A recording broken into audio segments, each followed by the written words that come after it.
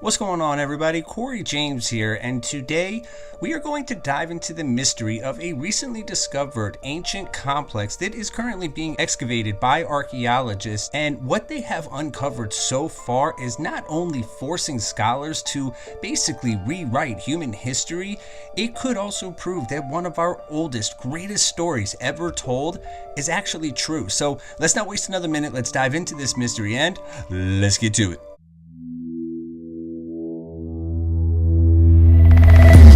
Located just outside of Urfa in southeastern Turkey, Göbekli Tepe is what archaeologists claim to be the first ever temple complex built by humans, and this ancient site is sending shockwaves throughout the scientific and academic community because the site of Göbekli Tepe dates back to 10,000 BC.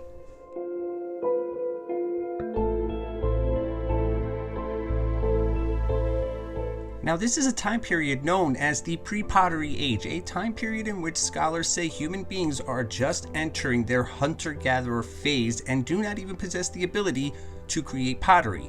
So how is it that they are able to create a massive temple complex such as Göbekli Tepe that consists of 20 circles, 200 large stone pillars, each weighing between 7 and 10 tons?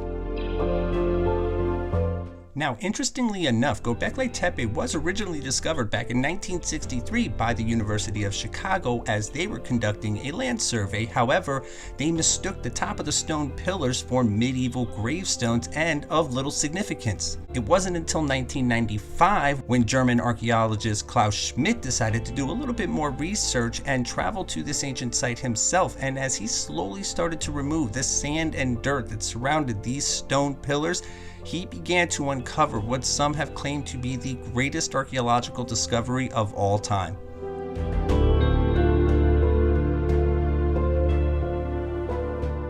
Now, the entirety of Göbekli Tepe is freaking impressive, and only about 8% has been uncovered. However, geological scans along with what they have uncovered reveal that this site contains 20 circles, each between 10 and 30 meters in diameter. Within these circles are two massive 16-foot T-shaped pillars surrounded by 6 large megalithic pillars. 200 of these stones in total, each weighing between 7 and 10 tons. No tools, very little evidence of whoever built this ancient site has been discovered, so archaeologists have absolutely no idea how this was built and who built it.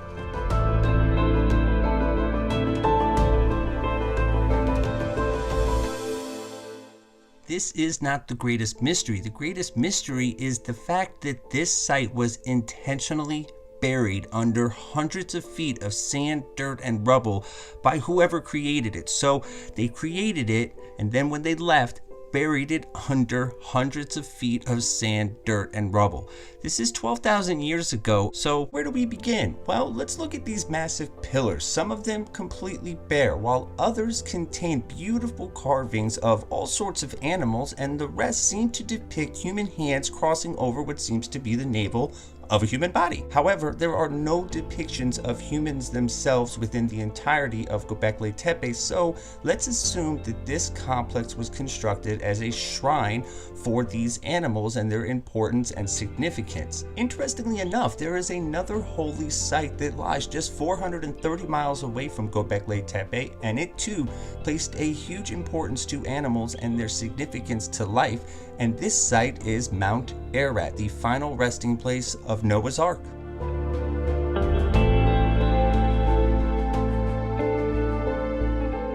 Believed to be a myth, a metaphorical story, the Bible is only one of nearly 1,200 different religions or cultures that tells a similar story of a massive world-ending flood, a heroine who survives, normally with animals, and a massive boat. In fact, the Bible is not even the first place that we read such a story.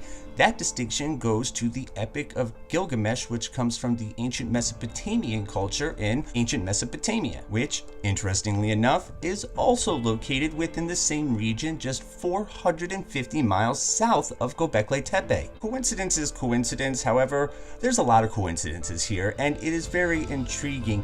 Then you factor in the fact that every ancient civilization that we know of tells the same story. Then you factor in the other 1,200 religions and cultures in our current world today that tell the same story, you have to start to think that there has to be some truth to this story of Noah and his ark, because these cultures were separated by thousands of miles, sea, land, and time, yet they all tell the same story.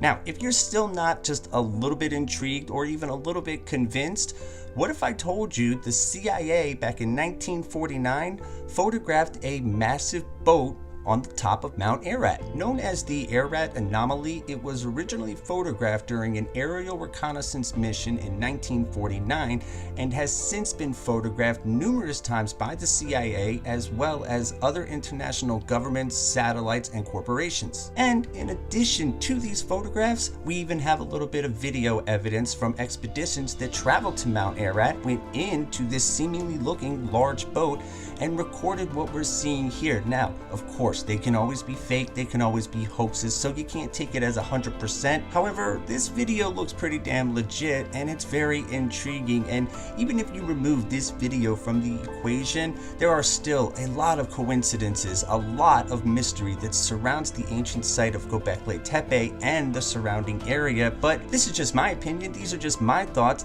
I really want to know what you guys think, so leave some comments below. Let me know what you think about the discovery of this ancient site, Göbekli Tepe, and the possibility that it could be a connecting piece to Noah's Ark.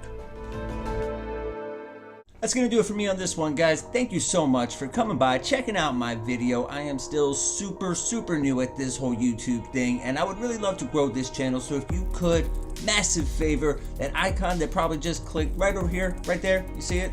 Give it a click, go to my channel, hit that subscribe button, keep coming back for more videos. Once again, guys, thank you so much for coming by. My name is Corey James, and I'm out.